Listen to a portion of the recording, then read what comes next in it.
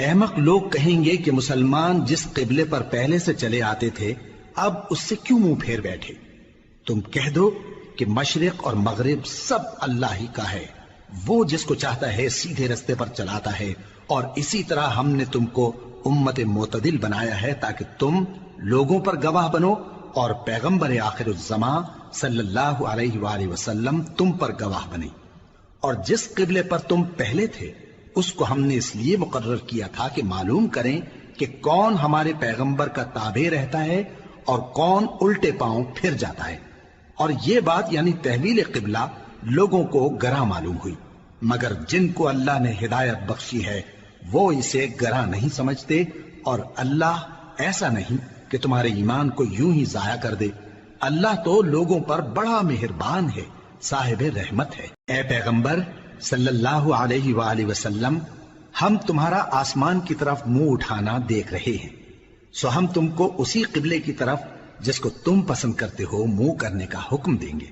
تو اپنا منہ مسجد حرام یعنی خانہ کعبہ کی طرف پھیر لو، اور تم لوگ جہاں ہوا کرو نماز پڑھنے کے وقت اسی مسجد کی طرف منہ کر لیا کرو۔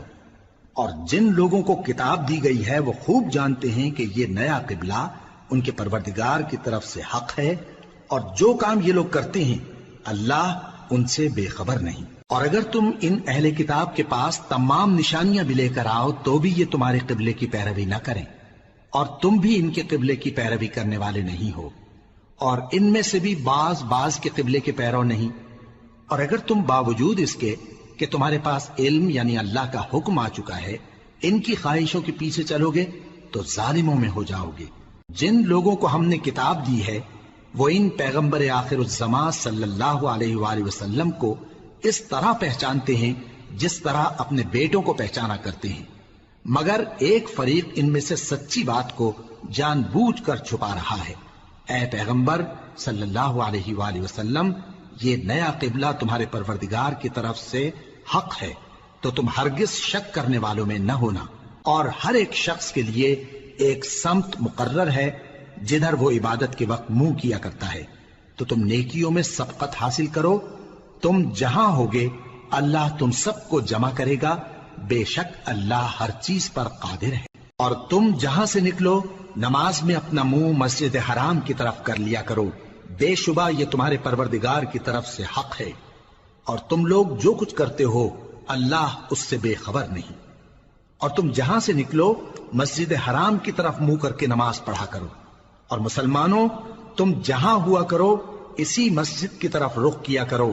یہ تاکید اس لیے کی گئی ہے کہ لوگ تم کو کسی طرح کا الزام نہ دے سکیں، مگر ان میں سے جو ظالم ہیں وہ الزام دیں تو دیں، سو ان سے مت ڈرنا اور مجھی سے ڈرتے رہنا، اور یہ بھی مقصود ہے کہ میں تم کو اپنی تمام نعمتیں بخشوں، اور یہ بھی کہ تم راہ راست پر چلو۔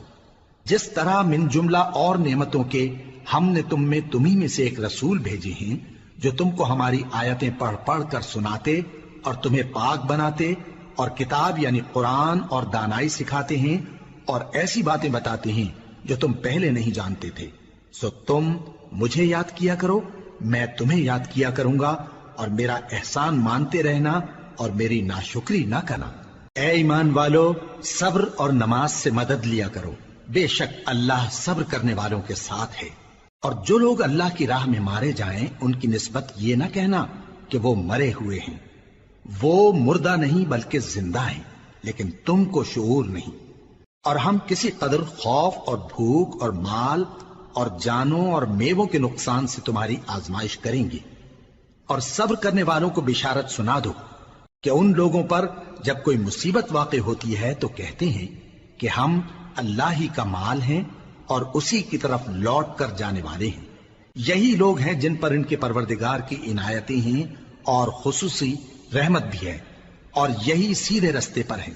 بے شک کوہ صفا اور مروہ اللہ کی نشانیوں میں سے ہیں، تو جو شخص خانہ کعبہ کا حج یا عمرہ کرے اس پر کچھ گناہ نہیں کہ دونوں کے درمیان چکر لگائے، بلکہ یہ ایک نیک کام ہے، اور جو کوئی نیک کام کرے تو اللہ قدردان ہے، دانا ہے۔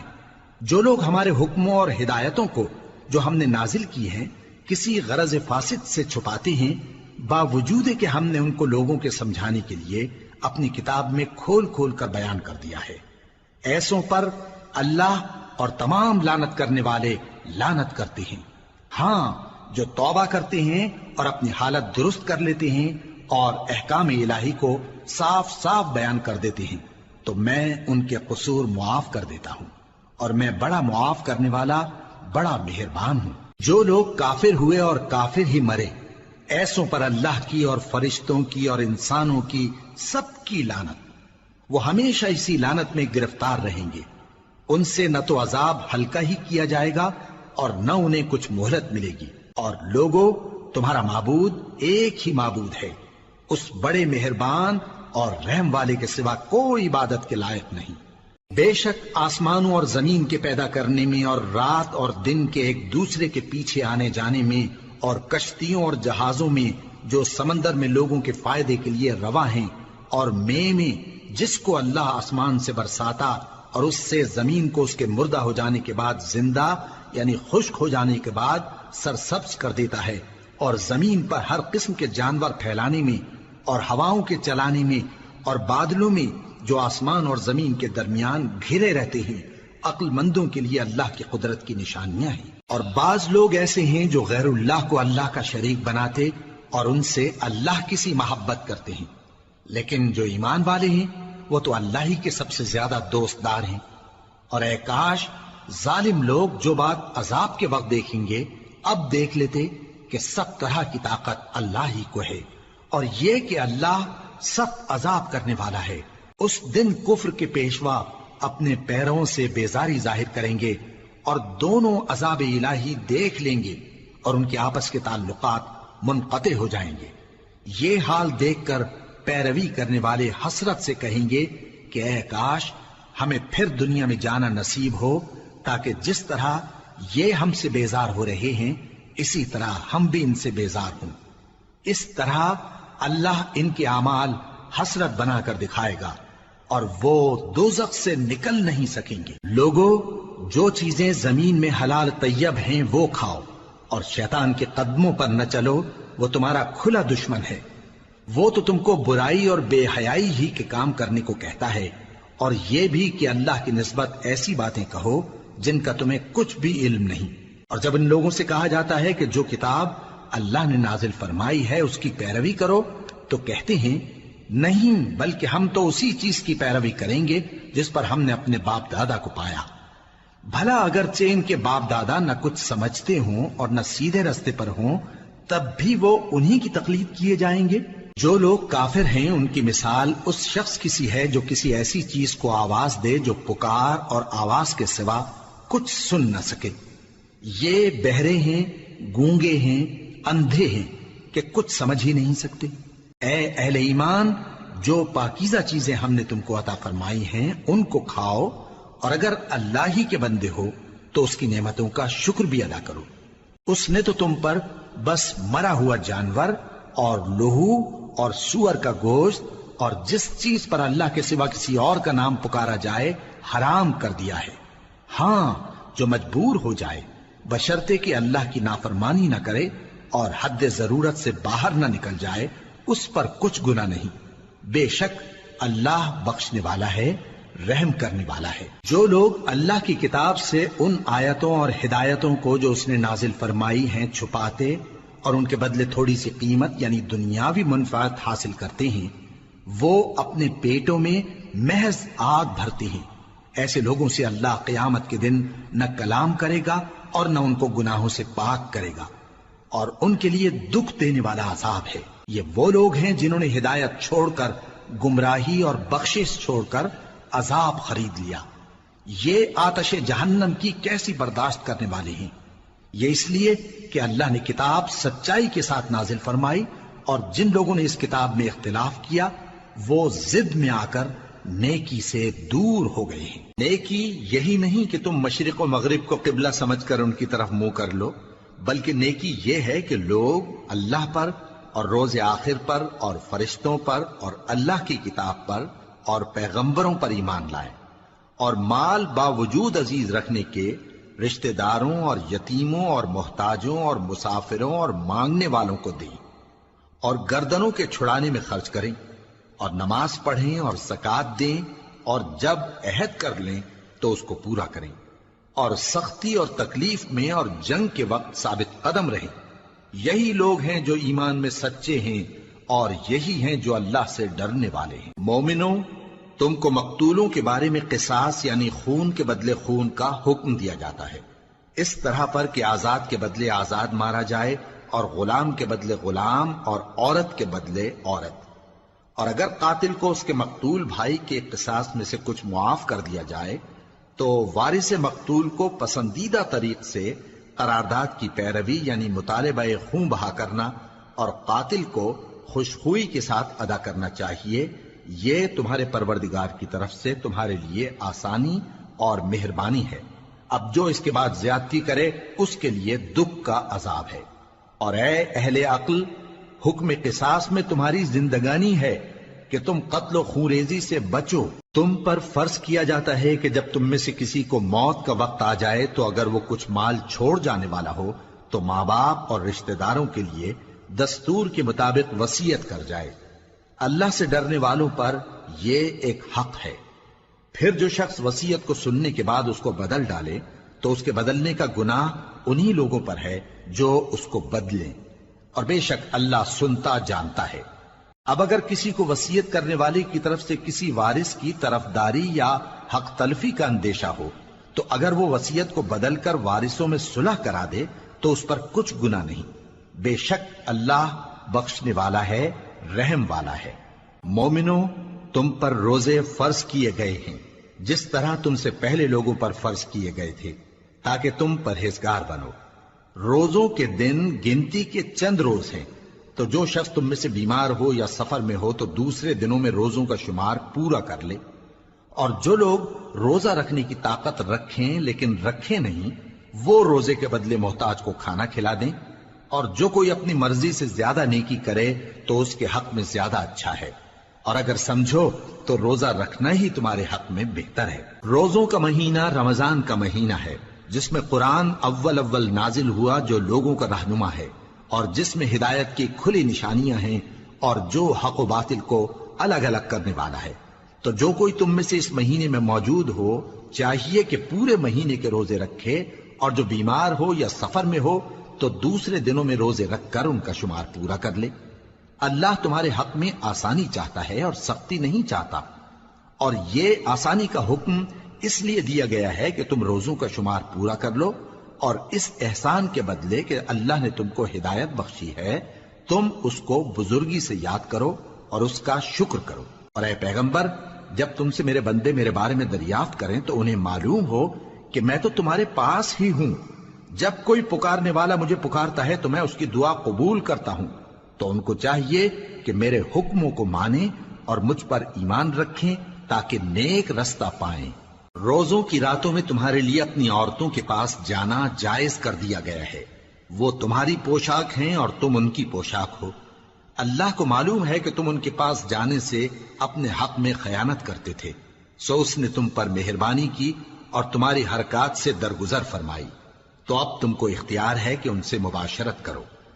اور اللہ نے جو چیز تمہارے لیے لکھ رکھی ہے یعنی اولاد، اس کو اللہ سے طلب کرو اور کھاؤ اور پیو یہاں تک کہ صبح کی سفید دھاری رات کی سیاہ دھاری سے الگ نظر آنے لگے، پھر روزہ رکھ کر رات تک پورا کرو۔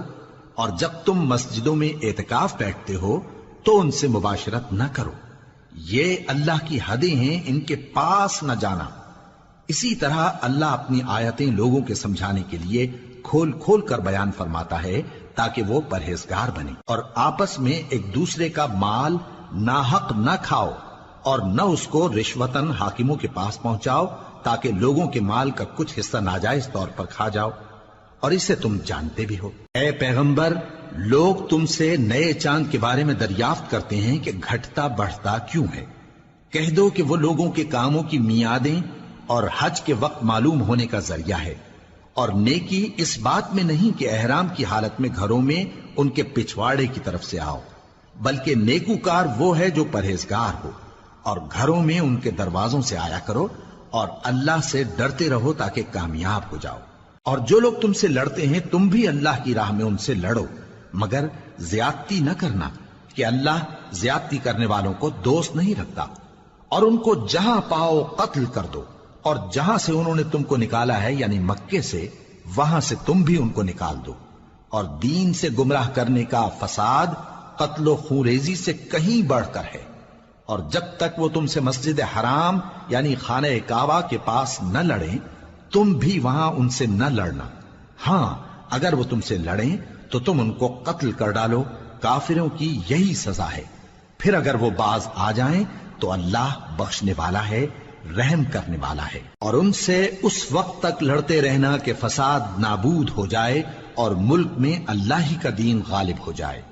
پھر اگر وہ فساد سے باز آ جائیں تو ظالموں کے سوا کسی پر زیادتی نہیں کرنی چاہیے۔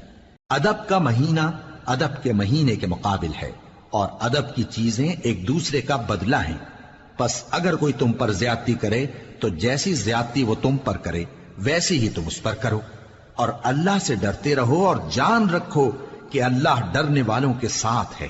اور اللہ کی راہ میں مال خرچ کرو اور اپنے آپ کو ہلاکت میں نہ ڈالو، اور نیکی کرو، بے شک اللہ نیکی کرنے والوں کو دوست رکھتا ہے۔ اور اللہ کی خوشنودی کے لیے حج اور عمرے کو پورا کرو، اور اگر راستے میں روک لیے جاؤ تو جیسی قربانی میسر ہو کر دو، اور جب تک قربانی اپنے مقام پر نہ پہنچ جائے سر نہ منڈاؤ۔ اور اگر کوئی تم میں بیمار ہو یا اس کے سر میں کسی طرح کی تکلیف ہو تو اگر وہ سر منڈا لے تو اس کے بدلے روزے رکھے یا صدقہ دے یا قربانی کرے۔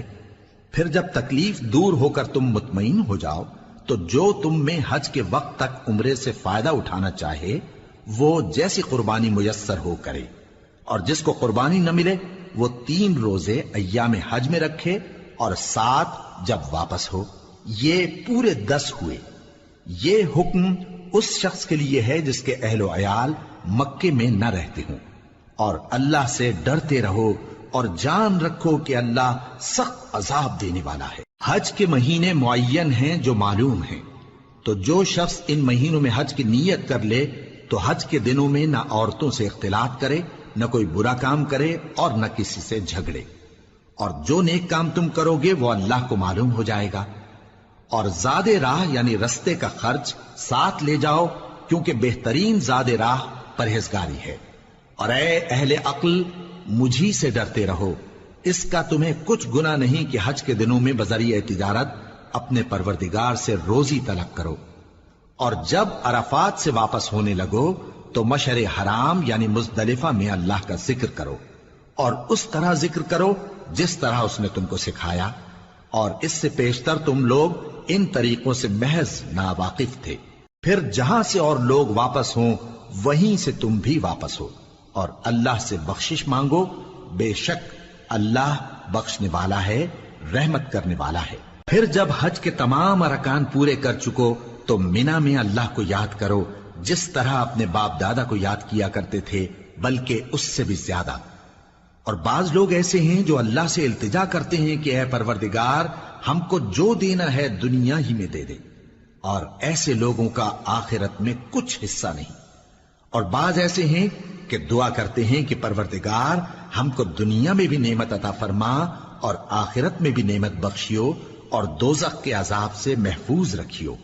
یہی لوگ ہیں جن کے لیے ان کے کاموں کا حصہ یعنی اجر نیک تیار ہے، اور اللہ جلد حساب لینے والا ہے۔ اور قیام منا کے دنوں میں جو گنتی کے دن ہیں اللہ کو یاد کرو، اگر کوئی جلدی کرے اور 2 ہی دن میں چل دے تو اس پر بھی کچھ گناہ نہیں، اور جو بات تک ٹھہرا رہے اس پر بھی کچھ گناہ نہیں۔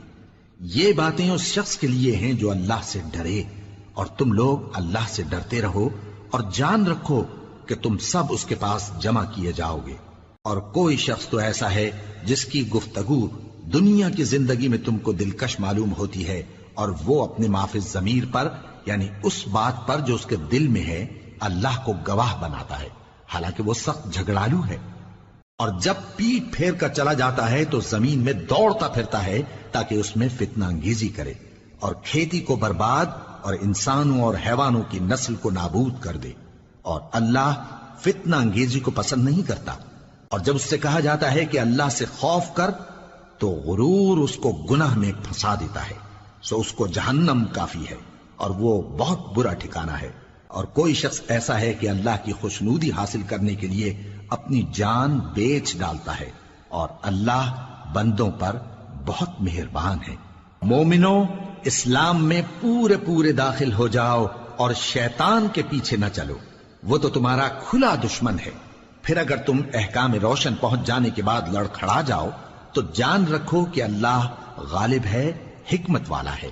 کیا یہ لوگ اسی بات کے منتظر ہیں کہ ان پر اللہ کا عذاب بادل کے سائبانوں میں نازل ہو اور فرشتے بھی اتر آئیں اور کام تمام کر دیا جائے؟ اور سب کاموں کا رجوع اللہ ہی کی طرف ہے۔ اے پیغمبر، بنی اسرائیل سے پوچھو کہ ہم نے ان کو کتنی کھلی نشانیاں دیں، اور جو شخص اللہ کی نعمت کو اپنے پاس آنے کے بعد بدل دے تو اللہ سخت عذاب کرنے والا ہے۔ اور جو کافر ہیں ان کے لیے دنیا کی زندگی خوشنما کر دی گئی ہے، اور وہ مومنوں سے تمسخر کرتی ہیں، لیکن جو پرہیزگار ہیں وہ قیامت کے دن ان سے اوپر ہوں گے۔ اور اللہ جس کو چاہتا ہے بے حساب رزق دیتا ہے۔ پہلے تو سب لوگوں کا ایک ہی مذہب تھا، لیکن وہ آپس میں اختلاف کرنے لگے تو اللہ نے ان کی طرف بشارت دینے والے اور ڈر سنانے والے پیغمبر بھیجے، اور ان پر سچائی کے ساتھ کتابیں نازل کی، تاکہ جن امور میں لوگ اختلاف کرتے تھے ان کا ان میں فیصلہ کر دے۔ اور اس میں اختلاف بھی انہی لوگوں نے کیا جن کو کتاب دی گئی تھی، باوجود کہ ان کے پاس کھلے ہوئے احکام آ چکے تھے، اور یہ اختلاف انہوں نے صرف آپس کی ضد سے کیا۔ تو جس امر حق میں وہ اختلاف کرتے تھے اللہ نے اپنی مہربانی سے مومنوں کو اس کی راہ دکھا دی، اور اللہ جس کو چاہتا ہے سیدھا رستہ دکھا دیتا ہے۔ کیا تم یہ خیال کرتے ہو کہ یوں ہی بہشت میں داخل ہو جاؤ گے، اور ابھی تم کو پہلے لوگوں کی سی مشکلیں تو پیش آئی ہی نہیں؟ ان کو بڑی بڑی سختیاں اور تکلیفیں پہنچیں، اور وہ صعوبتوں میں ہلا ہلا دیے گئے، یہاں تک کہ پیغمبر اور مومن لوگ جو ان کے ساتھ تھے سب پکار اٹھے کہ کب اللہ کی مدد آئے گی۔ دیکھو اللہ کی مدد ان قریب آیا چاہتی ہے۔ اے نبی، لوگ تم سے پوچھتے ہیں کہ اللہ کی راہ میں کس طرح کا مال خرچ کریں۔ کہہ دو کہ جو چاہو خرچ کرو، لیکن جو مال خرچ کرنا چاہو وہ درجہ بدرجہ اہل استحقاق یعنی ماں باپ کو اور قریب کے رشتہ داروں کو اور یتیموں کو اور محتاجوں کو اور مسافروں کو سب کو دو، اور جو بھلائی تم کرو گے اللہ اس کو جانتا ہے۔ مسلمانوں، تم پر اللہ کے رستے میں لڑنا فرض کر دیا گیا ہے، اور وہ تمہیں ناگوار تو ہوگا، مگر عجب نہیں کہ ایک چیز تم کو بری لگے اور وہ تمہارے حق میں بھلی ہو، اور عجب نہیں کہ ایک چیز تم کو بھلی لگے اور وہ تمہارے لیے مضر ہو، اور ان باتوں کو اللہ ہی بہتر جانتا ہے اور تم نہیں جانتے۔ اے پیغمبر، لوگ تم سے عزت والے مہینوں میں لڑائی کرنے کے بارے میں دریافت کرتے ہیں، کہہ دو کہ ان میں لڑنا بڑا گناہ ہے، اور اللہ کی راہ سے روکنا اور اس سے کفر کرنا اور مسجد حرام یعنی خانہ کعبہ میں جانے سے بند کرنا اور اہل مسجد کو اس میں سے نکال دینا جو یہ کفار کرتے ہیں، اللہ کے نزدیک اس سے بھی زیادہ گناہ ہے، اور فتنہ انگیزی خون ریزی سے بھی بڑھ کر ہے۔ اور یہ لوگ ہمیشہ تم سے لڑتے رہیں گے، یہاں تک کہ اگر مقدور رکھیں تو تم کو تمہارے دین سے پھیر دیں، اور جو کوئی تم میں سے اپنے دین سے پھر کر کافر ہو جائے گا اور کافر ہی مرے گا تو ایسے لوگوں کے اعمال دنیا اور آخرت دونوں میں برباد ہو جائیں گے، اور یہی لوگ دوزخ میں جانے والے ہیں جس میں ہمیشہ رہیں گے۔ جو لوگ ایمان لائے اور اللہ کے لیے وطن چھوڑ گئے اور کفار سے جنگ کرتے رہے وہی اللہ کی رحمت کے امیدوار ہیں، اور اللہ بخشنے والا ہے، رحمت کرنے والا ہے۔ اے پیغمبر، لوگ تم سے شراب اور جوئے کا حکم دریافت کرتے ہیں، کہہ دو کہ ان میں گناہ بڑے ہیں اور لوگوں کے لیے کچھ فائدے بھی ہیں، مگر ان کے گناہ فائدوں سے کہیں زیادہ ہیں۔ اور یہ بھی تم سے پوچھتے ہیں کہ اللہ کی راہ میں کون سا مال خرچ کریں، کہہ دو کہ جو ضرورت سے زیادہ ہو۔ اس طرح اللہ تمہارے لیے اپنے احکام کھول کھول کر بیان فرماتا ہے تاکہ تم سوچو، یعنی دنیا اور آخرت کی باتوں میں غور کرو۔ اور تم سے یتیموں کے بارے میں بھی دریافت کرتے ہیں، کہہ دو کہ ان کی حالت کی اصلاح بہت اچھا کام ہے، اور اگر تم ان سے مل جل کر رہنا یعنی خرچ اکٹھا رکھنا چاہو تو وہ تمہارے بھائی ہیں، اور اللہ خوب جانتا ہے کہ خرابی کرنے والا کون ہے اور اصلاح کرنے والا کون۔ اور اگر اللہ چاہتا تو تم کو تکلیف میں ڈال دیتا، بے شک اللہ غالب ہے، حکمت والا ہے۔ اور مومنوں مشرک عورتوں سے جب تک وہ ایمان نہ لائیں نکاح نہ کرنا، کیونکہ مشرک عورت خواہ تم کو کیسی ہی بھلی لگے اس سے مومن لونڈی بہتر ہے۔ اور اسی طرح مشرک مرد جب تک ایمان نہ لائیں مومن عورتوں کو ان کی زوجیت میں نہ دینا، کیونکہ مشرک مرد سے خواہ وہ تم کو کیسا ہی بھلا لگے مومن غلام بہتر ہے۔ یہ مشرک لوگوں کو دوزخ کی طرف بلاتی ہیں، اور اللہ اپنی مہربانی سے بہشت اور بخشش کی طرف بلاتا ہے، اور اپنے حکم لوگوں سے کھول کھول کر بیان کرتا ہے تاکہ نصیحت حاصل کریں۔ اور تم سے حیض کے بارے میں دریافت کرتے ہیں، کہہ دو وہ تو نجاست ہے، سو ایام حیض میں عورتوں سے کنارہ کش رہو، اور جب تک وہ پاک نہ ہو جائیں ان سے مقاربت نہ کرو۔ ہاں جب وہ پاک ہو جائیں تو جس طریق سے اللہ نے تمہیں ارشاد فرمایا ہے ان کے پاس جاؤ، کچھ شک نہیں کہ اللہ توبہ کرنے والوں اور پاک صاف رہنے والوں کو دوست رکھتا ہے۔ تمہاری عورتیں تمہاری کھیتی ہیں، تو اپنی کھیتی میں جس طرح چاہو جاؤ، اور اپنے لیے نیک عمل آگے بھیجو، اور اللہ سے ڈرتے رہو، اور جان رکھو کہ ایک دن تمہیں اس کے روبرو حاضر ہونا ہے۔ اور اے پیغمبر ایمان والوں کو بشارت سنا دو، اور اللہ کے نام کو اس بات کا ہیلا نہ بنانا کہ اس کی قسمیں کھا کھا کر سلوک کرنے اور پرہیزگاری کرنے اور لوگوں میں صلح و سازگاری کرانے سے رک جاؤ، اور اللہ سب کچھ سنتا ہے جانتا ہے۔ اللہ تمہاری لغو قسموں پر تم سے مواخذہ نہیں کرے گا، لیکن جو قسمیں تم قصد دلی سے کھاؤ گے ان پر مواخذہ کرے گا، اور اللہ بخشنے والا ہے بردبار ہے۔ جو لوگ اپنی عورتوں کے پاس جانے کی قسم کھا لیں ان کو 4 مہینے تک انتظار کرنا چاہیے۔ اگر اس عرصے میں قسم سے رجوع کر لیں تو اللہ بخشنے والا ہے، مہربان ہے۔ اور اگر طلاق کا ارادہ کر لیں تو بھی اللہ سنتا ہے جانتا ہے۔ اور طلاق والی عورتیں 3 حیض تک اپنے تئیں روکے رہیں، اور اگر وہ اللہ اور روز قیامت پر ایمان رکھتی ہیں تو ان کو جائز نہیں کہ اللہ نے جو کچھ ان کے شکم میں پیدا کیا ہے اس کو چھپائیں۔ اور ان کے خاوند اگر پھر موافقت چاہیں تو اس مدت میں وہ ان کو اپنی زوجیت میں لے لینے کے زیادہ حقدار ہیں۔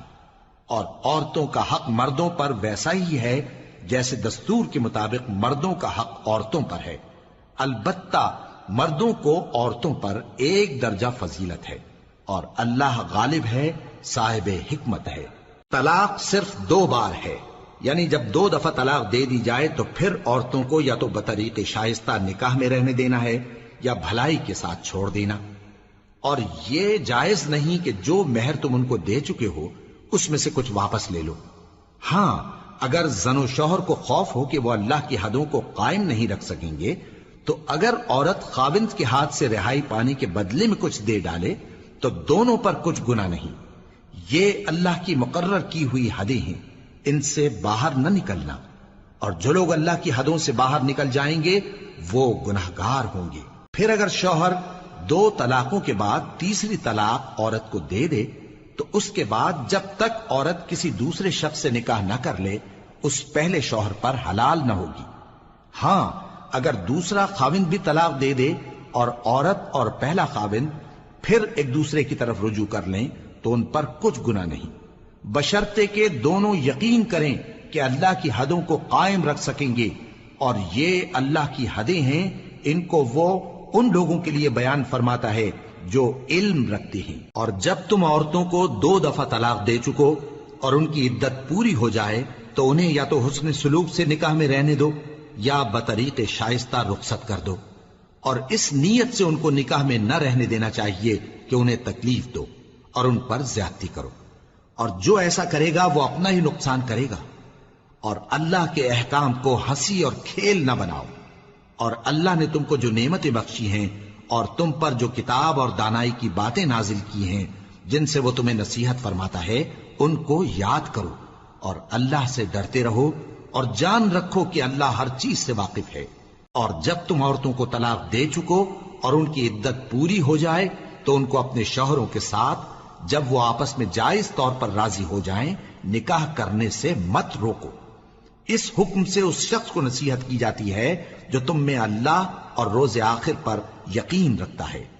یہ تمہارے لیے نہایت خوب اور بہت پاکیزگی کی بات ہے، اور اللہ جانتا ہے اور تم نہیں جانتے۔ اور مائیں اپنے بچوں کو پورے 2 سال دودھ پلائیں یہ حکم اس شخص کے لیے ہے جو پوری مدت تک دودھ پلوانا چاہے، اور دودھ پلانے والی ماؤں کا کھانا اور کپڑا دستور کے مطابق باپ کے ذمے ہوگا۔